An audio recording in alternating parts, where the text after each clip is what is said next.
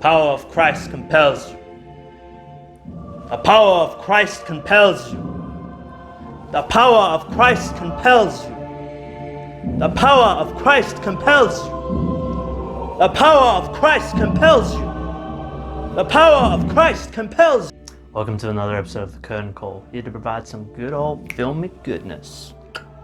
Today's episode we'll be talking demonic. And you know what? I might do the entire review in this voice.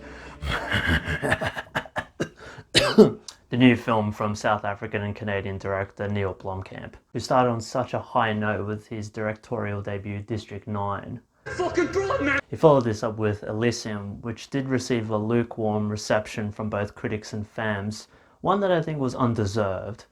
Don't trust any of these politicians. Even his next film, Chappie, which did have its issues, especially when it came down to the writing department, still had its moments.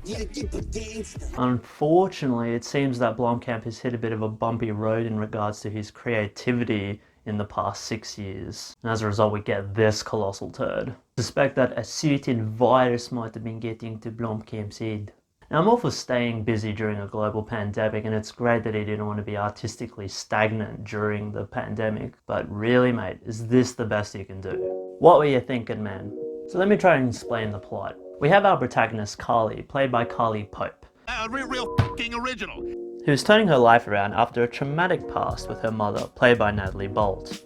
On one of those days where everything changes for a movie protagonist, Carly starts having nightmarish visions of her mother, is reunited with her successful best friend, played by Kandyse McClure, and receives a mysterious message from a childhood friend she hasn't heard from in years, played by Chris William Martin. Carly finds out that her mother is being kept in a cold medical facility in a comatose state, and is asked to communicate with her using state-of-the-art technology that accesses the minds of patients through a 3D simulated world.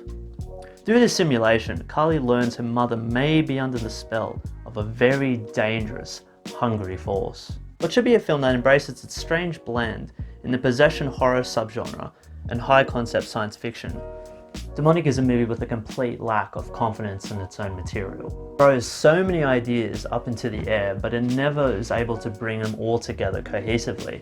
Coming from such a talented director, it's easily one of the biggest disappointments of the year. There's no denying it's great to see Blomkamp try and branch out into the horror genre, but here his faults as a storyteller really come to attention. Blomkamp is best when he's exploring an idea on a really big budget. So when he's given little resources to work with, the cracks really start to show. Which is a shame because a small budget can actually work to the advantage of the horror genre.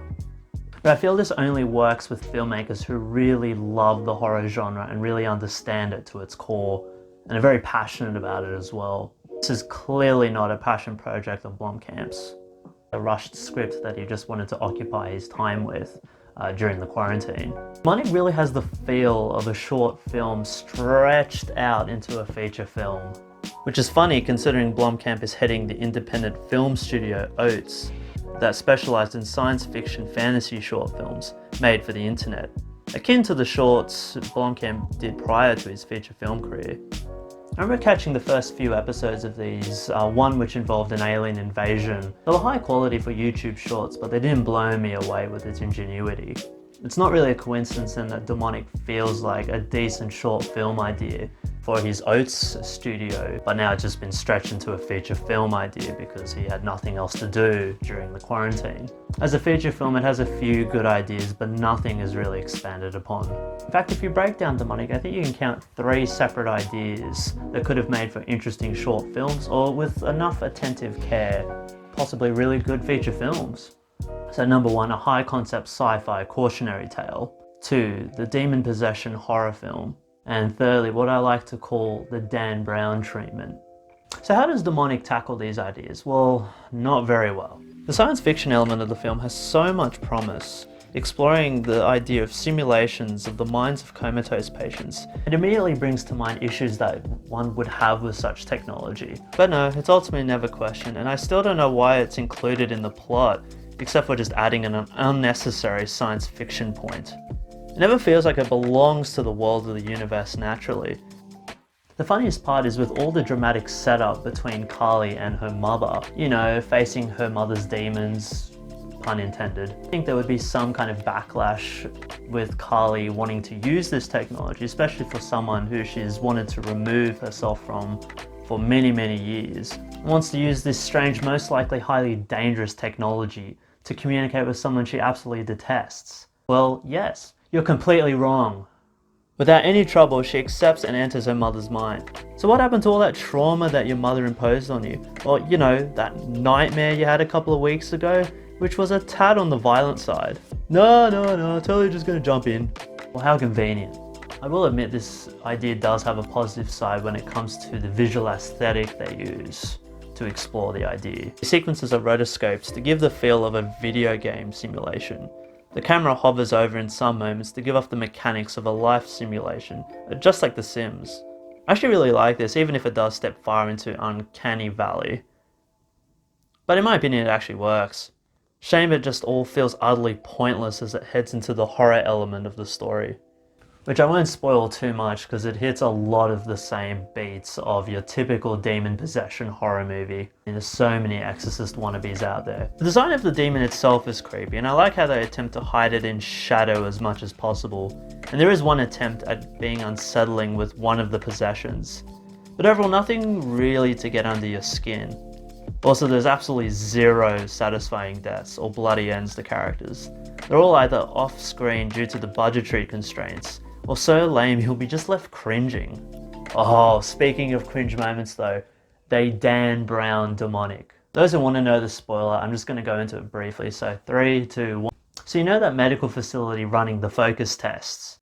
Well, it turns out it's the front to a special SWAT unit of priests working for the Vatican that deal with smoking out demons and performing exorcisms. I mean, how could you stuff this up? Bloody hell, badass warrior monks and priests was Da Vinci Code's saving grace. But again, budget constraints. Can't show much, and as a result, left with nothing to chew on. On such a cheap budget too, it looks ghastly. Apart from the 3D simulation scenes, it's a really boring film to look at. It feels like an amateur student film. It has no unique look to it, and looks like the quality of that final assignment senior year project that film students purge from their memories. Oh god damn, that first 20 minutes is brutal. You have this awkward introduction between the main character and her best friend, where they have to fit in as much exposition as possible. What have you been up to, girl? Oh, well, you know Martin? Martin? Oh no, you mean that friend we removed from our lives years ago? The very same. But what did he have to say? Wants to meet up for drinks. Speaking of which... Oh, this is such good wine. I'm probably doing this scene more justice. Yeah, it's really cringe. Acting does get better as the film goes along, especially with Carly and Chris Martin. No, not that one. They still have to deal with a really poorly thought out screenplay. The film's worst sin, it's boring. It slogs along at a snail's pace. We get to a conclusion that's so nonsensical, stupid, it's just... it's embarrassing. It's clear that Blomkamp just didn't care by the end and just wanted any way to finish this project. He's like, oh well, lockdown's over. Gotta finish this film somehow. Just rush to the credits. Seriously, I was left with so many questions unanswered, and no, not the type of good questions you want after a film. Neill, my man, you were doing great. I've been a huge fan of you since District 9. I've watched your YouTube shorts from back in the day before District 9. Maybe this is just a big bump in the road for him, I don't know. It was a tough year last year, so... I know he's getting involved in video games. And yeah, the likelihood of him doing that Alien movie he was talking about, probably unlikely, thanks to good old Ridley Scott. Speaking of which, how's that looking? Christ compels you! The power of Christ compels you! I really hope this isn't a killing blow to Blomkamp's career. Demonic left such a stale taste in my mouth and was a huge disappointment. Sometimes projects made during trying times just need to be forgotten about, and you need to move on, and it should never be released to the public. This is one of those times. This is one of those times. 3 out of 10, I really didn't like this. So I hope you enjoyed the review. I also really enjoyed doing those opening skits. The last one I did, my roommate helped me out with that, and yeah, we had a bunch of fun. Really appreciate all the feedback, all the comments, all the appreciation of the channel. Just more episodes coming your way, so remember to like, subscribe, and I'm gonna post some more every bloody week for you folks. That was weird.